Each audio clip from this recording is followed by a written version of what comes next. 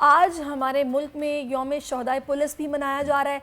रवां साल आज का दिन बहादुरी की दास्तानें रकम करने वाले शहीद कमांडेंट FC सिफूत गयूर की शहादत से मंसूब किया गया है। और मैं चाहूँगी कि आज के इस दिन की मुनासबत से हम इस वक्त ज्वाइन कर चुकी हैं SSP सुहाय अजीज़, उनको शामिल गुफ्तगू करें क्योंकि हम नाज़रीन के देखते हैं कि जब कहीं दूर कोई ऐसा वाक़या गड़बड़ नज़र आ रही हो, अगर पुलिस का कोई एहलकार हमें नज़र आ जाए तो हमें एक तसल्ली हो जाती है, इत्मीनान हो जाता है कि हमारी हिफाजत के लिए इस जगह पर मौजूद है। तो हमारे शहीदों को दोनों हाथों से सलाम है और ये हमारे मुहाफिज, जाहिर है इनकी वजह से हम चैन की नींद सोते हैं। तो बहुत शुक्रिया आपके वक्त का SSP सुहाय। Welcome to our show. अस्सलाम वालेकुम। थैंक यू सो वालेकुम सलाम। Thank you so much for inviting me on your show. आज जो मैं शोदा पे आपने मुझे इनवाइट किया और ये किस्म का आपकी तरफ से रिकग्निशन है फॉर द शोदा ऑफ पुलिस। नहीं जी, ये ज़रूरी है। खिराज तहसीन है जो कि हमारी हिफाजत कर रहे हैं, हमारे मुहाफ़िज़ हैं, उनका ख्याल हमें रखना चाहिए। चंद काली भेड़ों की वजह से अगर आप बात करें तो उनकी वजह से इदारे जो हैं वो बदनाम नहीं होते, ना ही इदारों को कोई फ़र्क पड़ता है इस चीज़ से। हमारे पास जो है वो चौधरी असलम भी जो हैं, उनकी शहादत भी सामने ही है। उनके जैसा बहादुर पुलिस वाला जो है वो आज तक जो है कराची की सड़कों ने शायद ही कोई देखा हो। तो ऐसे बहुत सारी मिसालें हैं, ऐसे बहुत सारे अनसंग हीरो भी हैं जिन्होंने हमारे लिए बड़ी कुर्बानियाँ दी हैं। तो ये तो मेरे ख्याल में खुदगर्जी होगी अगर इस चीज़ को नोटिस ना किया जाए या इसके बारे में बात ना की जाए। तो बिल्कुल आप सही कह रहे हैं। तकरीबन ऐसे हमारे पास एक नहीं, दो नहीं, 2400 ऐसी दास्तानें हैं जिस 2400 खानदानों ने अपने घर के मर्द हुए हैं, अपने घर की, मतलब हमारे पास लेडी ऑफिसर्स भी हैं जो कि शहीद हुई थी। हमारी एक सुल्ताना साहिबा, वो शहीद हुई थी। तो इस तरह बेताशा इस किस्म के वाक़यात हैं। और एक तो शहीद होना अलग है, उसके अलावा ड्यूरिंग ड्यूटी गाजी होते हैं, ज़ख्मी होते हैं, सारी ज़िंदगी के हो जाते हैं। ऐसे भी बहुत सारे केसेस हैं।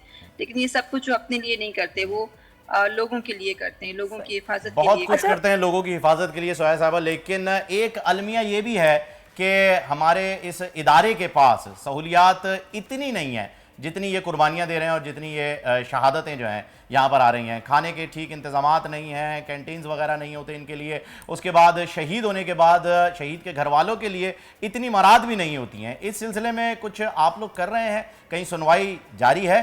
अच्छा, नहीं, मैं इसमें थोड़ा सा ऐड करूंगी सुहाय साहिबा, आपकी इजाजत से। मैं मेस की बात कर रही हूँ कि मेस होते भी हैं लेकिन अमली तौर पर उस तरह काम नहीं कर रहे होते, चल नहीं रहे होते। ये बेचारे रोड्स पे कहीं खड़े होते हैं, किसी ढाबे से खाते हैं और बाजुकात वहाँ हमला भी हो जाता है।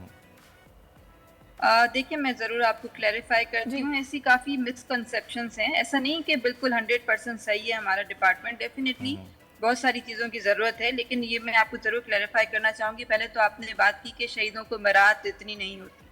तो हमारा जो शोहदा का पैकेज है उसमें 1 करोड़ रुपए दिए जाते हैं शहीद की फैमिली को, 2 जॉब्स दी जाती हैं और शहीद को प्लॉट अलॉटमेंट के हिसाब से भी काम हो रहा है और लैंड्स वगैरह देखी गई हैं जहाँ पे शहीद को प्लॉट दिया जाएगा।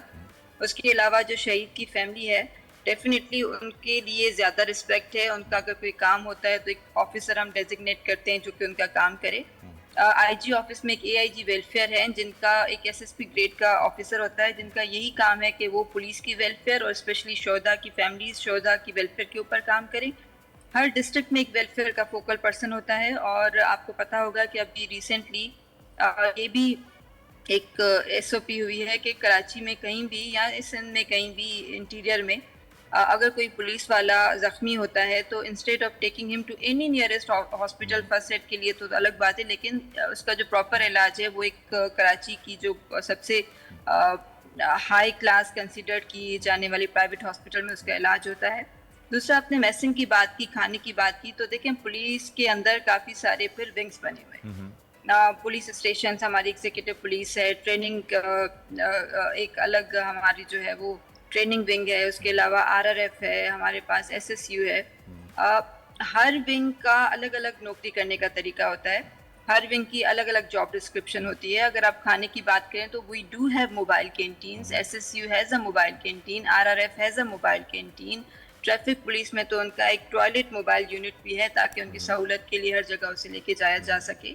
उसके अलावा let me tell you another thing कि हमारी जो सैलरी आती है उसमें फीडिंग चार्जेस का अलाउंस होता है, ताकि अगर किसी को खाना खाना है ऑन ड्यूटी तो फीडिंग चार्जेस भी उसमें इंक्लूडेड होते हैं। जबरदस्त। अच्छा सुहाय साहिबा, मुझे ये बताइएगा, ये तो हमने बात कर ली सारी फैसिलिटीज की और सारी अच्छी बातें हो गई, अब अगर हम उन काली भेड़ों की भी निशानदेही करना शुरू करें जिनकी वजह से आवाम खौफजदा हो जाती है, ये मुमकिन है हर जगह पर ऐसा होता है कि कुछ लोग ऐसे हैं जो इदारे को बदनाम करने के लिए काम कर रहे हैं, उनके खिलाफ कार्रवाइयां हो रही हैं? देखें, सिंध पुलिस के अंदर एक इंटरनल अकाउंटेबिलिटी ब्यूरो बनाया हुआ है, इंटरनल अकाउंटेबिलिटी ब्यूरो जिसे आईएबी कहते हैं। और आईएबी जो है वो एडिशनल आईजी ग्रेड के ऑफिसर के अंडर में आईएबी है। उनके पास मोर देन 30 ऑफिसर्स जो कि वेल रेप्यूटेड हैं, उनका एक पूल है। और कहीं पे भी अगर हाई हैंडेडनेस किसी पुलिस वाले की तरफ से की जाती है, वो फिर अज खुद नोटिस हो या फिर कंप्लेन, तो एक वेल रेप्यूटेड ऑफिसर उसकी इंक्वायरी करता है। और बहुत सारे ऐसे पुलिस ऑफिसर्स हैं जिनको सजाएं भी दी गई हैं। दूसरी ये बात कि डेफिनेटली मैं ये नहीं कहती कि पुलिस कोई 100% सारे सब कुछ ठीक है, सब कुछ अच्छा है, लेकिन पाकिस्तान के दूसरे इदारों की तरह इसमें भी खराबियां हैं। लेकिन the good thing is this कि अब खराबियां बहुत कम होती जा रही हैं। अब हमारा पुलिस डिपार्टमेंट काफ़ी बेहतर हुआ है। पहले काफ़ी ऐसे इश्यूज थे जो कि रास्ता देते थे करप्शन को, प्रॉब्लम्स को, जैसे कि थाने का बजट नहीं होता था। लेकिन अभी आपको पता है कि कराची के हर थाने में SHO is himself drawing and disbursement officer and उसका अपना बजट है। तो जब उसका अपना बजट है तो उसको जरूरत नहीं है करप्शन करने की। माशाल्लाह, जबरदस्त।